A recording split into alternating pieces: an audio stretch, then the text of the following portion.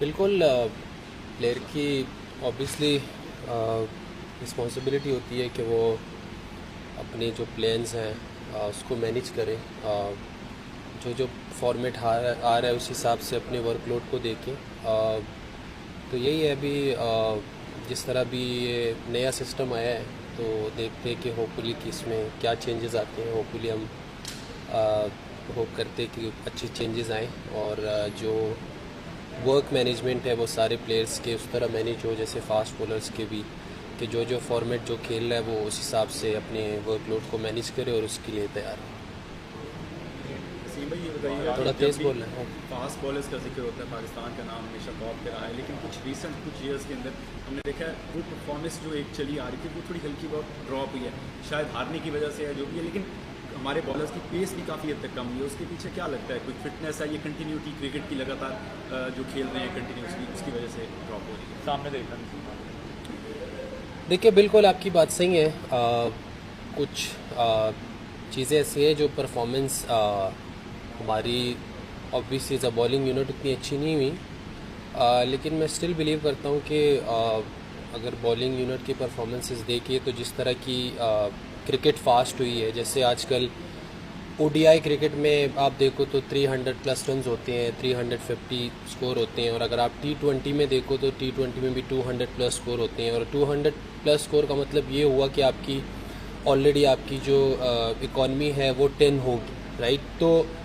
मुझे लगता है कि जिस तरह क्रिकेट चेंज हो रही है तो उस हिसाब से हमारे लिए थोड़ा सा सरप्राइज़ है, क्योंकि हमारे बॉलर्स ने पहले जिस तरह किया हुआ है तो उस टाइम पे क्रिकेट ये वाली नहीं थी जो आजकल हो रही है। तो हमें ये लगता है कि हमारी परफॉर्मेंस बहुत ज़्यादा नीचे आई हुई है, क्योंकि हमें ये आदत नहीं है कि ये 200 रन हो रहे हैं आजकल टी20 में। और जैसे ओडीआई क्रिकेट है तो दुनिया आजकल 300-350 की तरफ जा रही है, इवन कुछ टीम तो 400 की तरफ भी जा रहे हैं। तो थोड़ा सा ये है कि हमें ये चीज़ भी समझनी है कि एज अ फास्ट बॉलर आपको ये भी देखना है कि वो कितनी इम्पैक्टफुल बॉलिंग करता है, इकोनॉमिकल कैसा है, क्योंकि हर टाइम पे अब उस तरह नहीं हो सकता कि जो पहले क्रिकेट हो रही थी या पहले फास्ट बॉलर जिस तरह की बॉलिंग करते थे या जो कंडीशंस थी, जो पिचेस की कंडीशन थी, जिस तरह क्रिकेट थी, वो सब चीज़ें टाइम के साथ चेंज हो रही है। अब जिस तरह क्रिकेट फास्ट हो गई है तो आई थिंक हमको थोड़ा सा ये भी देखना चाहिए कि किस तरह की क्रिकेट अब दुनिया देखना चाहती है, किस तरह की क्रिकेट हो रही है, तो हम उस हिसाब से बॉलर्स को भी देखें, क्योंकि वो वाली परफॉर्मेंस आप एक्सपेक्ट नहीं कर सकते कि जैसे टी20 में 150-160 अच्छा स्कोर होता था, ओडीआई में भी कोई 250 करता था तो वो एक डिसेंट स्कोर होता था। तो अब वो चीज़ें थोड़ी चेंज हुई है।